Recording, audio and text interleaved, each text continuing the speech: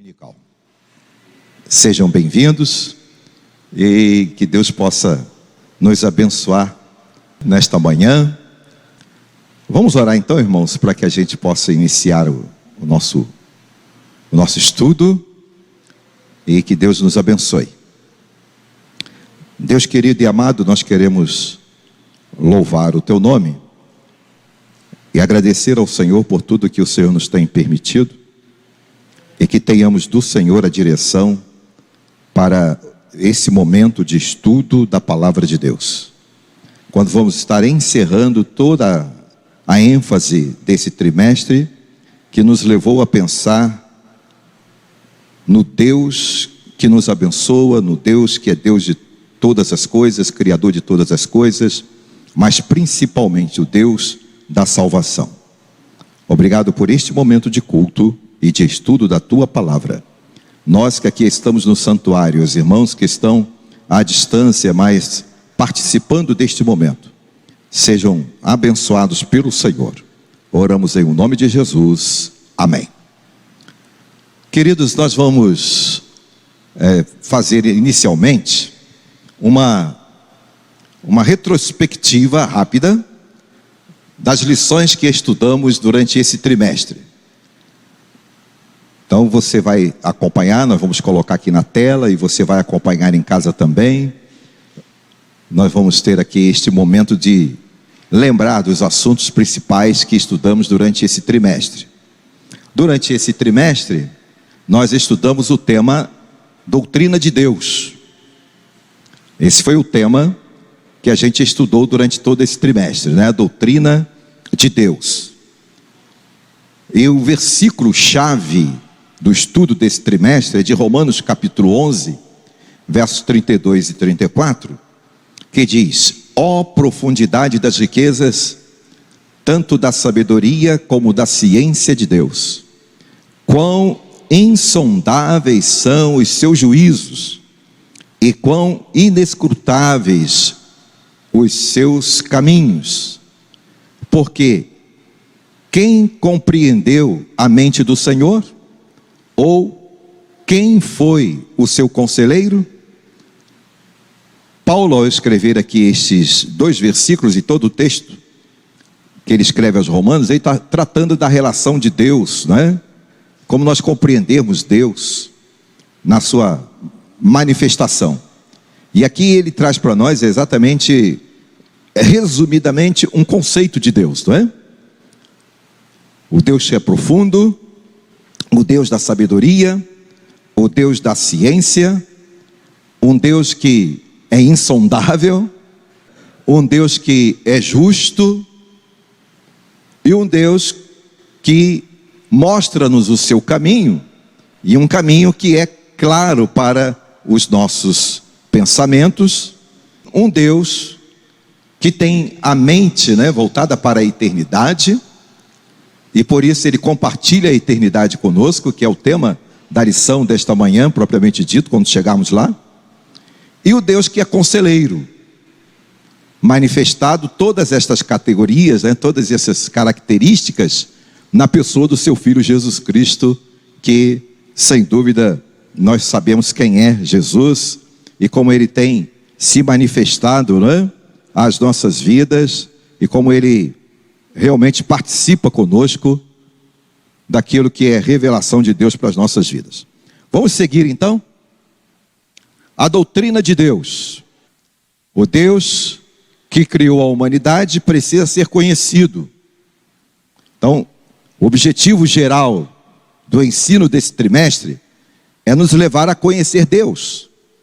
E a Bíblia nos apresenta o plano de Deus para o mundo. Qual é o plano de Deus para o mundo? Principalmente revelado na pessoa do seu Filho Jesus, para a salvação de todos.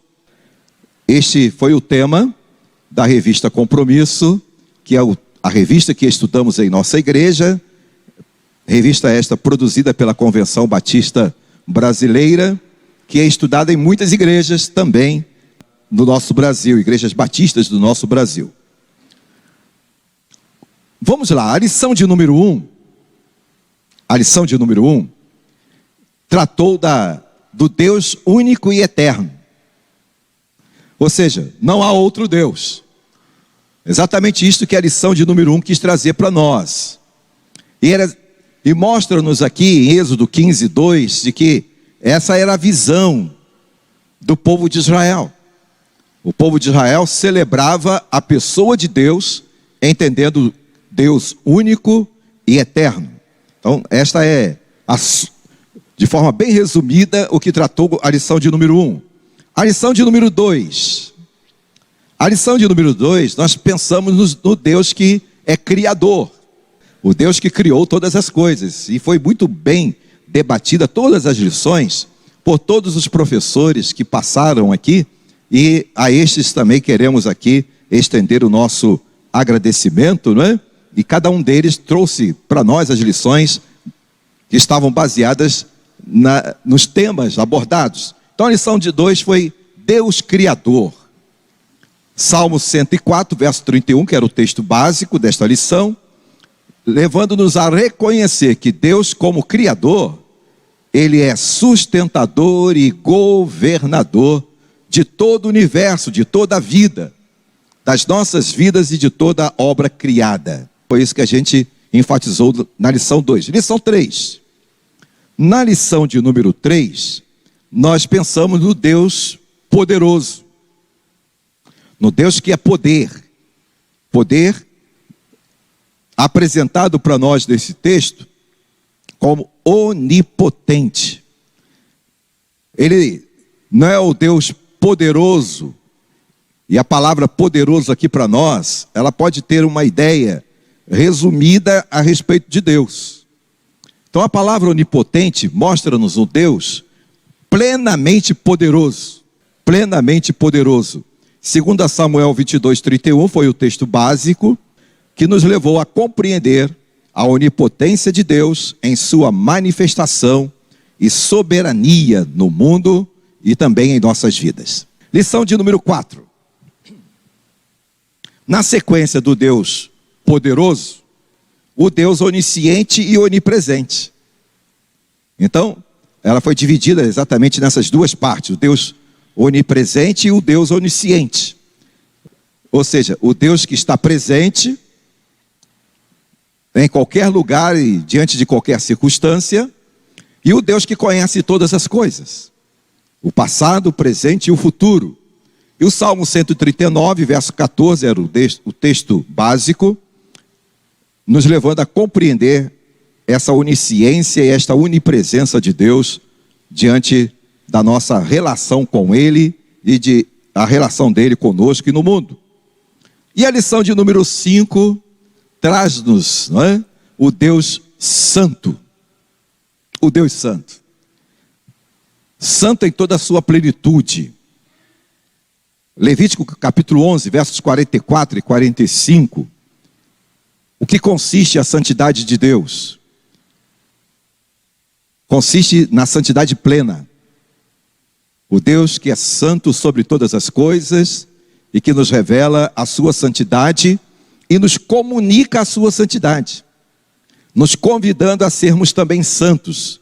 É evidente que a santidade que está em nossa vida não é plena, mas a santidade que se identifica em Deus é plena, não é? E nós precisamos caminhar na direção de ser santo, porque o nosso Deus é santo. Foi esta a ênfase da lição 5. Lição 6. O amor de Deus, né, irmãos? O Deus que é amor. Ele manifestou o seu amor desde que intencionou criar todas as coisas e o homem, não é? Colocar diante de nós a possibilidade de existir. E depois nos manifesta o seu amor, salvando-nos. Então, João 15, verso 12, como o amor de Deus se manifesta na criação e se manifesta na salvação. Seguindo, lição 7, o Deus Salvador. O Deus que muda a nossa vida, o Deus que transforma a nossa vida, o Deus que transforma a nossa maneira de entender, a nossa maneira de compreender, a nossa maneira de aceitar Deus a partir da manifestação do seu amor. Então, aspectos da segurança da salvação, Efésios 3, versos 8 e 9, não é? Que nos mostra sobre essa, aliás, Efésios 2, versos 8 e 9, que nos mostra a manifestação do amor de Deus e da graça de Deus salvadora. Lição 8. Na lição de número 8, a gente pensou no Deus que perdoa. A gente aprendeu sobre o perdão de Deus. E o perdão de Deus é base também para que nós entendamos o que significa o perdão. Foi esta a ênfase da lição de número 8. O nosso Deus perdoador. O Deus que perdoa, o Deus que justifica pela fé. Romanos capítulo 5, versículo de número 8. Lição 9. O Deus que dá presente. Olha aqui. Só que muita gente pensa só no Deus que dá presente. No Deus que vai galardoar. Muita gente só pensa no Deus que dá presente. Mas não pensa que o galardão está associado à nossa fé, à nossa fidelidade ao Senhor, à nossa prática aos ensinos do Senhor. Nós estudamos na ocasião, e me lembro muito bem, que estudar sobre o galardão é muito amplo, porque não é algo que Deus está reservando para nós na eternidade. E por ser muito amplo, nós podemos pensar nesta lição no Deus que tem um galardão, que tem um presente para dar para aqueles que são fiéis, e que aquilo que há de receber será em recompensa à sua fidelidade. Então é recompensa por termos sido fiéis ao Senhor. Apocalipse 21, verso 7. E a lição de número 10. Ah, se não fosse a paciência de Deus, né? Todos seriam consumidos. Mas o Deus que é paciente, foi esta a ênfase da lição 10. O Deus que manifesta a sua paciência naquilo que Ele entende ser importante para a humanidade. E quando nós vamos pensar na paciência de Deus, nós precisamos pensar na paciência de Deus refletindo que o nosso tempo não é o tempo de Deus. Então, a paciência de Deus tem a ver com o tempo dele. O tempo dele. 2 Pedro 3, 8 e 9, não é? Quando diz que para Deus o tempo dele é diferente do nosso. Um dia é como 1000 anos, 1000 anos como um dia. Então, a paciência de Deus. E por causa da paciência de Deus, nós somos abençoados, salvos, porque Deus tem sido paciente para conosco. Então, ocorre no tempo de Deus. Lição 10, lição 11, o Deus que é justo. O Deus criador, o Deus que nos ama, o Deus que nos salva, o Deus galardoador, mas também é Deus justo. Deus é justo. Eu quero, quando eu olho essa ênfase, eu quero prestar uma homenagem a um irmão nosso, da Igreja Batista Monte Verde, conhecido talvez de boa parte dos irmãos aqui, irmão Sebastião Nascimento, que a gente chamava de Tiuca. Tinha um hino que ele cantava, ele gostava de cantar. Ele cantava que Deus é amor, mas é justiça também. Deus é amor, mas é justiça também. E como é bom pensar neste Deus que é amor, mas é justo. Então, a lição 11, baseada em Romanos 1, 17, fala no Deus que revela a sua justiça na pessoa do seu Filho Jesus. E a lição de número 12, que foi domingo passado, não é? Que foi ministrada aos nossos corações, Deus Consolador. Aqui Jesus Cristo está diante dos seus discípulos, no momento em que ele estava se despedindo. Ele sabia disso, mas os discípulos não.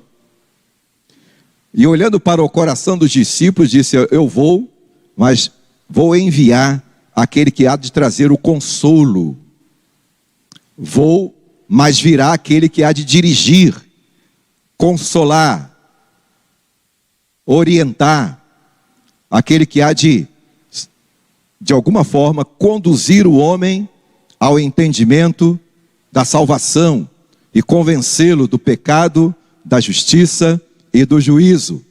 O Deus que nos enviou e que nos compartilha a sua santidade por meio do Espírito Santo, chamado também de Consolador.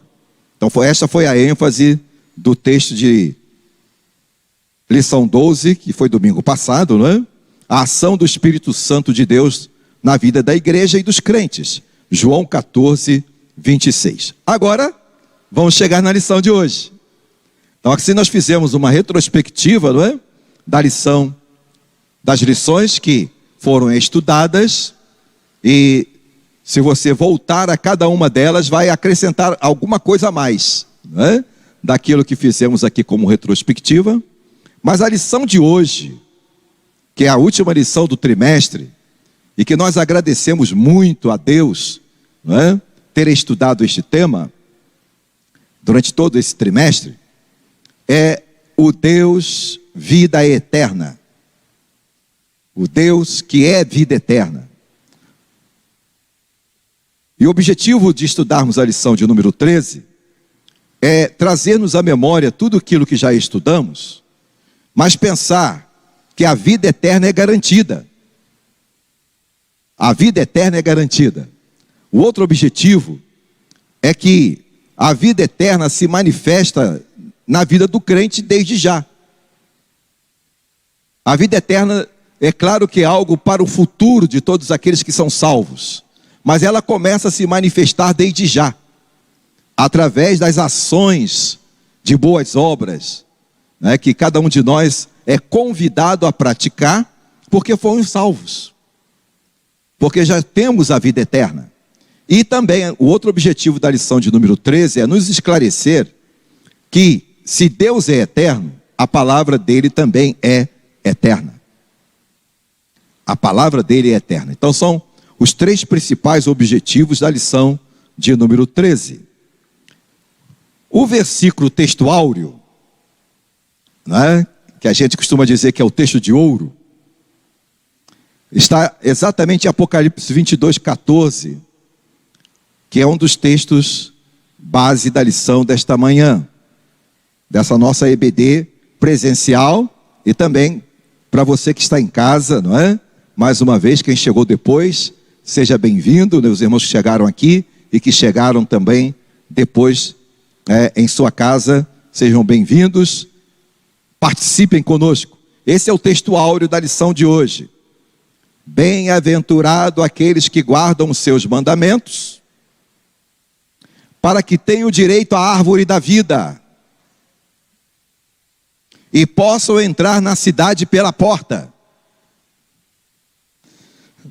Direitos à vida eterna, mas entrando pelo caminho correto. Não é? É o texto áureo da lição desta manhã. A lição de hoje, irmãos, Deus vida eterna, vai convidar a você e a mim, a você em casa, a você onde estiver participando, e nós que estamos aqui presentes no santuário, vai nos convidar nesta manhã a celebrar a vida eterna. Quando a gente canta, quando a gente prega, quando a gente dá testemunho da nossa salvação, nós estamos celebrando a vida eterna. Quando demonstramos a nossa gratidão, não é? Através da pregação, da oração, dos nossos cânticos, sejam eles de qualquer forma, porque quando estamos ensinando uma lição em EBD, nós estamos pregando a palavra. Quando nós estamos cantando em congregação, nós estamos celebrando a vida eterna. Quando nós estamos participando com os cânticos, acompanhado com os instrumentos, ou com aqueles que nos ministram o louvor, sejam regendo ou cantando, estamos também celebrando a vida eterna. Então, a lição de hoje nos leva a continuar celebrando a vida eterna que alcançamos em Cristo Jesus. A lição de hoje também nos leva a pensar na necessidade, possibilidade, e eu diria muito mais do que necessidade e possibilidade, de compromisso. Nos leva a pensar no compromisso que temos de praticar atos de amor ao próximo, porque fomos alcançados pela vida eterna, por ser salvo. Então nós temos o compromisso de ajudar o nosso irmão, de ajudar o nosso próximo. Mas quando eu penso na prática de boas obras, a gente tem a tendência de pensar apenas nas questões beneficentes. E não é apenas as questões beneficentes, ela também é. As práticas beneficentes também são o nosso compromisso de boas obras. Quando eu penso no nosso compromisso de boas obras, eu penso na nossa relação com o nosso irmão na igreja, quando a gente pode compartilhar com ele aquilo que temos, para que ele também possa ter. Eu estou me referindo aos dons, ao serviço, em que eu possa ensinar o irmão a fazer aquilo que ele pode fazer, que ele tem a capacidade de fazer. Eu estou pensando nas boas obras quando eu estou ajudando o irmão enfraquecido na fé a levantar-se, a se erguer. Eu estou pensando nas boas obras quando eu sou instrumento de Deus para a pregação, para o ensino, para a evangelização, para ministração do culto, para administrar áreas da igreja, cuidar das áreas da igreja. Então, as boas obras, irmãos, à luz da Bíblia, não é apenas as questões beneficentes, ajudar alguém que está com necessidades materiais, também é, mas é muito mais do que isso, não é? É tudo aquilo que eu possa fazer para o Senhor, no reino do Senhor, para a causa do Senhor. E quando eu estou fazendo, eu estou abençoando o meu irmão. Eu estou abençoando o meu irmão, na prática também da sua fé. E também, a lição de hoje nos leva a pensar sobre a necessidade e compromisso também de sermos agradecidos a Deus. Pensa nisso. O Deus que criou com a intenção de nos alcançar, criou todas as coisas, né? E a gente vem estudando quem é este Deus ao longo do trimestre, para chegar aqui ao final dizer que Ele é Salvador, Consolador e que nos concede vida eterna. Gente, é muita coisa para a gente agradecer. Que nos concede a oportunidade de servir, de fazer a obra dEle. Então nós temos muito para agradecer. Gente, é muita coisa. Não importa, quando eu olho para boas obras também, eu estou pensando na linguagem de Paulo aos Coríntios 12, lá no finalzinho, quando ele diz, procure com zelo aquilo que é melhor de Deus para a sua vida. Ou seja, qual é o melhor de Deus para a sua vida? É a vontade dEle, para que você possa fazer no reino dEle. E nós sermos instrumentos do Senhor para servir ao Senhor. Então, é muita coisa para a gente agradecer. Então, a lição de hoje nos leva a agradecer a Deus por nos conceder vida eterna por meio de Jesus, que é a nossa principal e maior gratidão. Mateus 25, versos 31 a 34, e também outros versículos de Mateus 25, é um outro texto da lição de hoje. Nesse texto, nós vamos estudar somente um Deus eterno pode conceder vida eterna. E é verdade, não é? E você pode, enquanto eu vou falando, você vai acompanhando, né? Aí na Bíblia.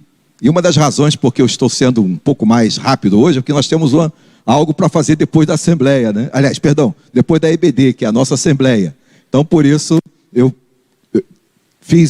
apresentei resumidamente as lições que passamos e a lição de hoje também. Tá bom? Para que a gente não entre muito no horário das 10h30. Então, o Deus que é eterno é Ele que pode nos conceder vida eterna. Então eu não vou ler esse texto, mas você pode ler. Mateus 25, versos 31 a 34. Mas eu separei aqui, e que o autor da lição na revista do professor, dá-nos esta conotação de separação, que dá para que a gente entenda o que está tratando o capítulo 25 destes versículos que aí estão de Mateus. Ele trata da glória que é de Deus. O Deus que é eterno é o Deus glorioso, versículo 31. A glória de Deus. A glória não é nossa, não é? A glória de Deus. O fato de sermos alcançados para a vida eterna é pela graça de Deus, é para a glória de Deus, é para que o Deus Todo-Poderoso seja glorificado em nossas vidas. Então, a glória é de Deus. Versículos 32 e 33. Verso 32 e 33 diz que quem faz a colheita é o Senhor. E ele está usando aí a parábola do joio e do trigo. Não é? Joio e trigo. Nesses últimos dias, eu tenho estado junto com a minha esposa, tratando de jardim. A gente resolveu fazer um jardim lá em casa. E de repente nós plantamos lá uma graminha, e estávamos cuidando muito bem dessa graminha no início. Mas por uma necessidade de nos ausentar, e depois ficamos um pouquinho enfermos, mas graças a Deus já estamos bem. Tá bem? Nada grave. A gente se ausentou um pouquinho do jardim. E começou a nascer no meio das graminhas alguns matinhos indesejados. Aí, quando eu fui lá tentar retirar aqueles matinhos, eu comecei a perceber que eu estava tirando o que eu plantei também.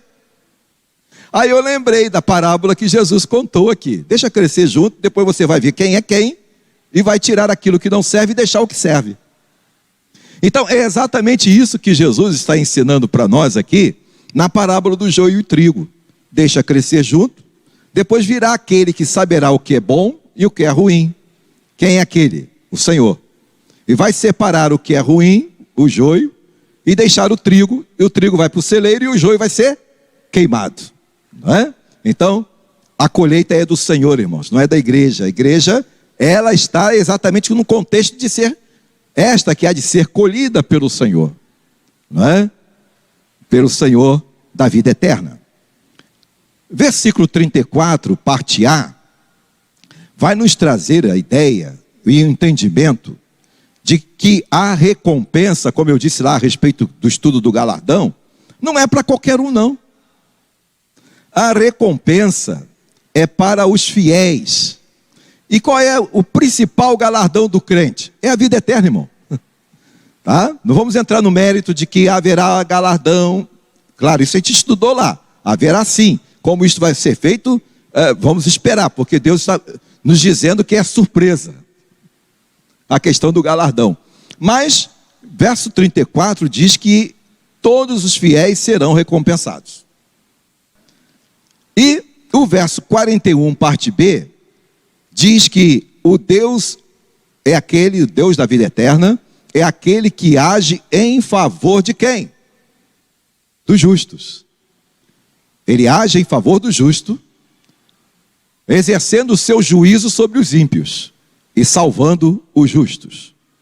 E esses versos nos levam a refletir que ter a vida eterna é fundamental e está casada, não é, com a nossa fé. É fundamental para a nossa fé. Então esses são os pontos principais de Mateus 25, 31 a 34. Ainda pensando nessas ênfases de Mateus 25, nos versos 31 e 32, mostra-nos como será a abertura, né? O Deus que concede poder e salvação, como tudo isto vai acontecer, como será a abertura do julgamento, daquele dia em que ele há de fazer a separação do joio e do trigo. Como isto será? Todas as nações serão reunidas diante dele. Ou seja, todos os povos, línguas e raças estarão diante dele, reunidas diante dele. E se todos estarão, não temos dúvida, estarão para ouvir do Senhor o que ele tem preparado para este dia. E o versículo 34, nós encontramos uma palavra que está destinada àqueles que vão ser recompensados pela salvação recebida e pela fé no Cristo vivo. Vinde bendito de meu Pai. O reino que vos está preparado desde a fundação. Olha aqui, quando eu penso do reino preparado desde a fundação, eu penso no Deus que lá na criação já havia preparado tudo para o futuro. Desde a fundação. Vindes benditos de meu Pai. É o convite para os fiéis. É a sentença para os fiéis. E qual é a sentença para os ímpios? Apartai-vos. Jesus usa na parábola uma figura muito interessante que era muito própria do seu tempo. Porque uma das atividades da Palestina era o pastoreio de ovelhas, pastoreio de cabras, bodes. Então, ele usa a parábola nessa comparação, ovelhas e bodes. Nada contra os bodes, não é?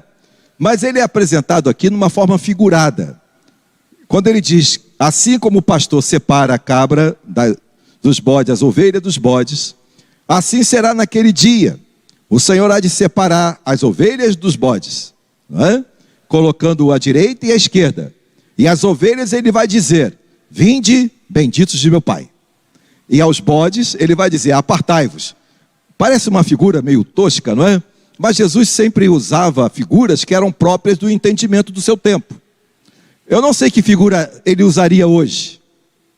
Mas a figura principal que quer nos transmitir, aliás, a lição principal é: à sua direita estarão os salvos, e à sua esquerda estarão os ímpios, os perdidos, é isso.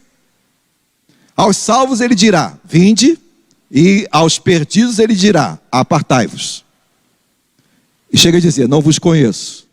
E olha, preste atenção.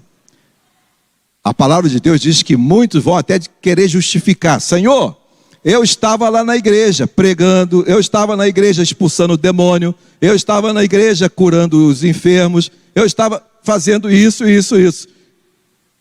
Mas eu não te conheço. Então, o fato de estar na igreja, irmãos, não significa estar entre as ovelhas. O fato de estar na igreja não significa estar entre as ovelhas. Estar entre as ovelhas são para aqueles que realmente estão comprometidos com a salvação e que têm a certeza da salvação, não é? Vamos seguir. Versos 36 a 46 de Mateus 20, agora Mateus 26. A vida eterna nos faz olhar sobre a importância da prática das boas obras. De maneira resumida, o que o autor da lição está tratando aqui é sobre isso. O cuidado com o próximo não é a chave para a vida eterna. E não é mesmo. A vida eterna não está afeto ao cuidado com o próximo. Mas é a manifestação da nossa ação de graça do Deus que nos salva. E do Deus que é salvador. Então é a manifestação da graça do Deus vivo que salva as nossas vidas. Então nós manifestamos a graça da salvação cuidando uns dos outros. Glorificando a Deus, servindo a Deus e também abençoando uns aos outros. Mateus 25, 40 diz assim: em verdade vos digo que, quando fizestes a um destes meus pequeninos, a mim me fizestes. Então, a prática das boas obras, elas não salvam, mas a prática das boas obras, não é? É a manifestação da salvação, tá bom? Vamos adiante. Vida com Deus. Apocalipse 22, verso 1 a 5. Vida com Deus, tá? Vida com Deus significa a vida eterna com Deus. Como ele vai usar aí Apocalipse. Apocalipse foi um assunto que nós estudamos no ano passado, né? Em um dos trimestres do ano passado. E que Deus nos deu a oportunidade de participar com os irmãos, produzindo aquelas lições. Então eu trago à memória exatamente aquilo que estudamos lá.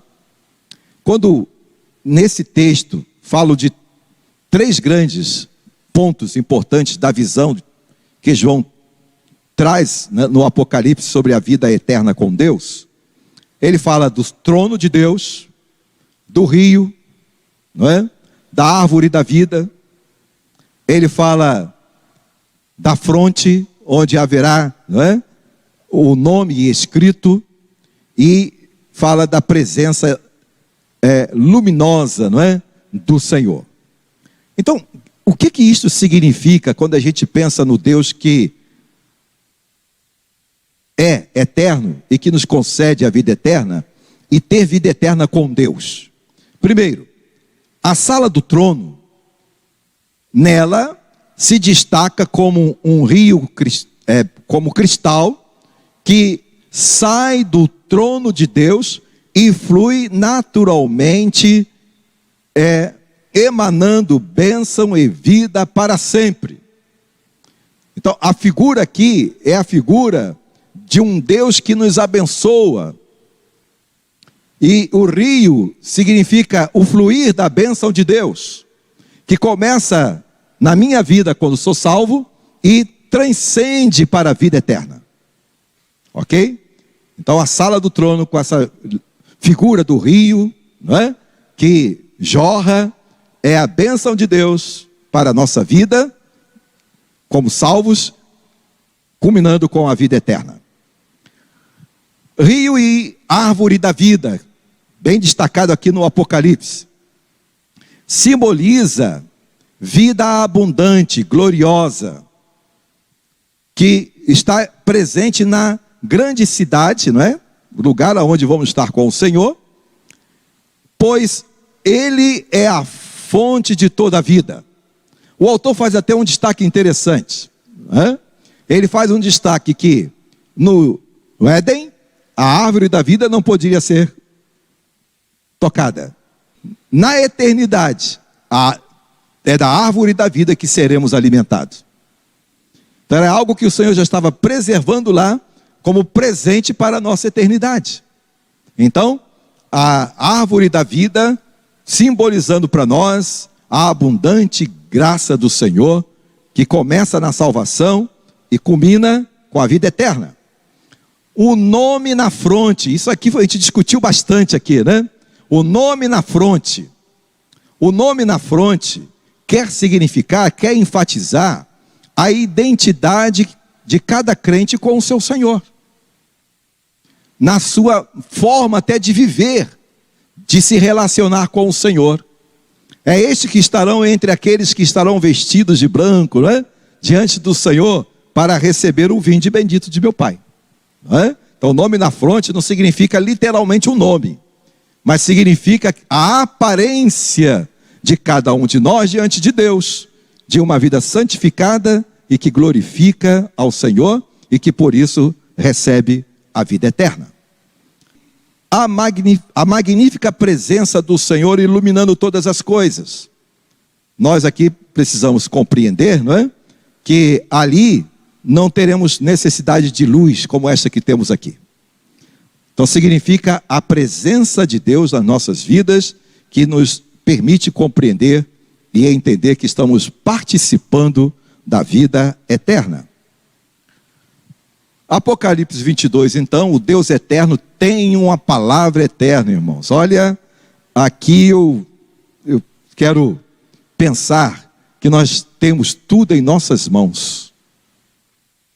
Tudo em nossas mãos, está aqui, revelado, não é? É a palavra eterna de Deus. Então o autor ele vai enfatizar isto aqui na lição, é porque a fonte do conhecimento da vida eterna está primeiro na nossa experiência com o Senhor, na transformação que Deus faz em nossas vidas por meio do Espírito Santo. A presença do Espírito Santo em nós, nos qualificando para viver a vida eterna. E a revelação da palavra, acima de tudo, nos dando a sabedoria a respeito da vida eterna. E entender que esta palavra, embora escrita hoje, não é? Em um livro, e agora até mesmo nas mídias, mas que lá no passado ela foi escrita nas tecnologias do seu tempo, em pedra, em papiros, não é? Em tábuas, não é? Chegando até Gutenberg, que vai ser aquele que vai primeiro imprimir o primeiro livro impresso, que é a Bíblia, não é? Por Gutenberg. E dali para cá, muitas versões chegam aos nossos conhecimentos, e versões que até neste tempo a gente precisa ter cuidado em adquirir. Haja visto, né, que tem produções, inclusive, tratando de inclusão, a moda do entendimento da sociedade de hoje, que deturpa totalmente aquilo que está escrito na palavra de Deus. Nós precisamos estar atentos até mesmo que tipo de material estamos comprando para levar para dentro de casa ou presentear alguém. Mas a verdade é que a palavra de Deus está entre nós, desde os dias dos profetas até os dias dos apóstolos, e ao longo daí pregada e ensinada pela igreja do Senhor. A palavra de Deus está entre nós. Então, o que nos resta, compreendendo que a palavra de Deus é palavra de vida eterna? O que nos resta então fazer? Primeiro, obedecer a palavra.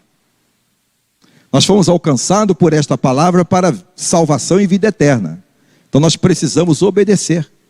Não é esconder ou entesourar, né? Literalmente falando. Você pode até esconder e entesourar, mas precisa praticar. Esconder no coração, entesourar, ok, mas precisa colocar em prática a palavra do Senhor. Segundo, é crer nela como revelação de Deus, irmãos. Revelação de Deus. Única, exclusiva revelação do Senhor. Foi o Senhor quem enviou a sua palavra. E é o Senhor que envia o seu anjo, né, para mostrar a João, lá no Apocalipse. É Ele que envia o seu anjo. E João então ouve a palavra do Senhor, que alerta que tudo aquilo que estará escrito lá, em breve vai acontecer. Qual é o breve de Deus? É o tempo dele. O breve para nós é o amanhã, ou seja, até o ontem, né? O breve para nós é pensar, eu estou querendo isso aqui que você faça para mim, mas isso aqui é para ontem. Não é assim que a gente faz? Ou fala? É tão breve que a gente chega a dizer, é para ontem, ou seja, então é agora, neste momento. Esse é o nosso breve. Mas o breve de Deus não é igual ao nosso. O breve de Deus é segundo o tempo dele. E é preciso ter esta palavra como referência para um estilo de vida, irmãos. Qual é o nosso estilo de vida enquanto homens salvos, mulheres salvas, igreja salva? Qual é o nosso estilo de vida enquanto herdeiros da vida eterna? A palavra vai revelar-nos como viver, o que fazer, o que não fazer, o que praticar e não praticar, o que realmente precisamos observar. E precisamos celebrar esta palavra. Quando entendemos que ela é eterna, temos que pensar na pessoa de Jesus, que é eterno. Que ele próprio diz no Apocalipse, eu sou o alfa e o ômega. Então nós precisamos celebrar esta palavra como eterna, porque ela nos revela o Jesus que é eterno. Não é? Por isso precisamos celebrar a eternidade do Senhor. Porque se não for a eternidade do Senhor, nós não teríamos a possibilidade de ter vida eterna. Por isso ele venceu a morte e está à destra do Pai e virá para buscar a sua igreja. Apocalipse 22, o Deus eterno tem uma palavra eterna, versos 18 e 19, tem algo aí muito interessante para a nossa reflexão.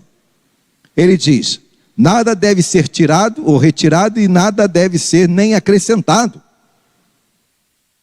Irmão, nós estamos diante de uma teologia liberal nos séculos 20 e 21.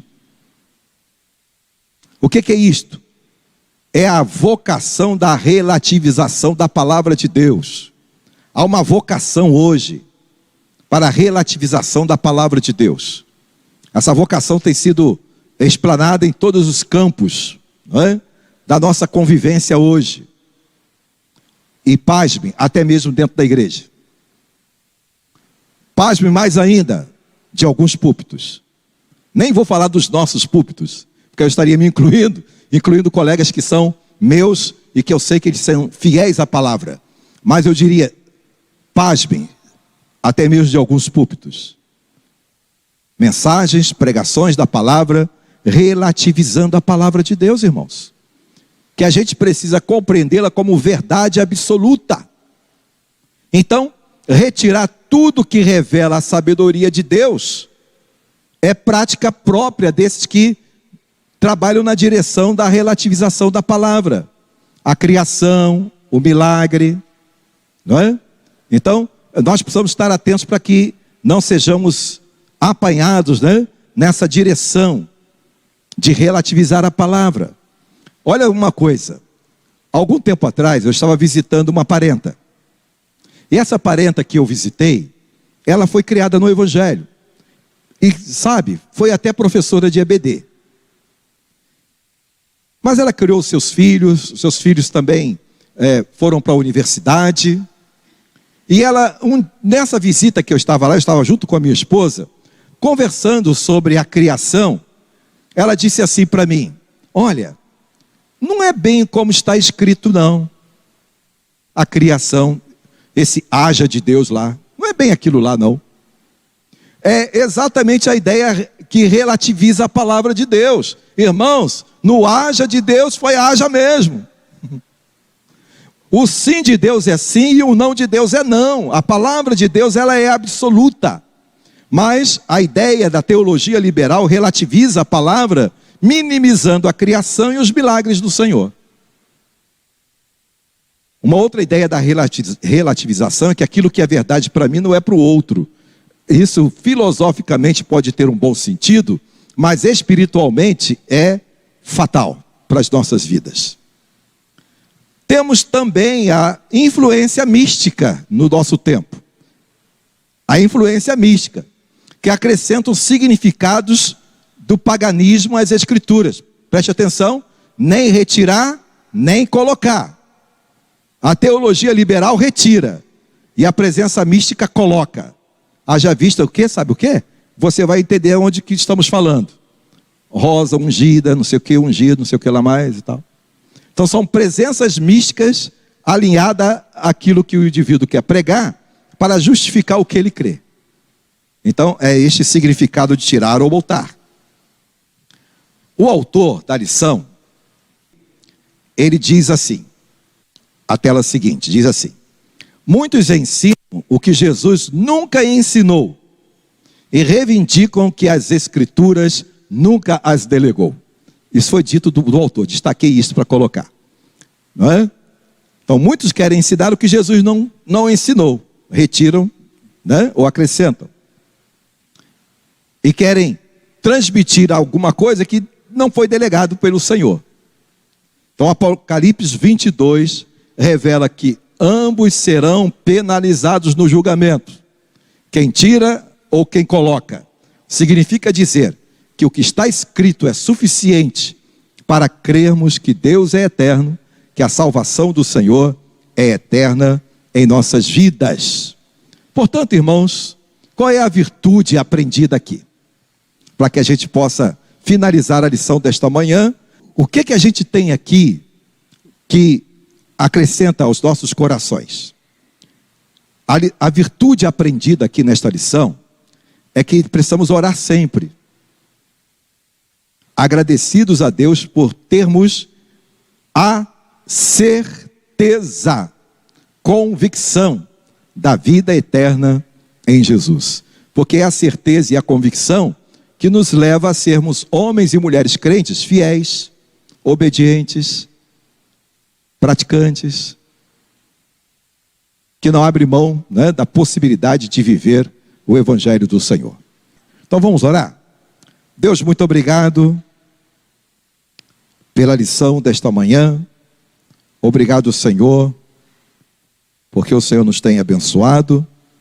Obrigado porque este trimestre pudemos pensar no Deus eterno que nos abençoa.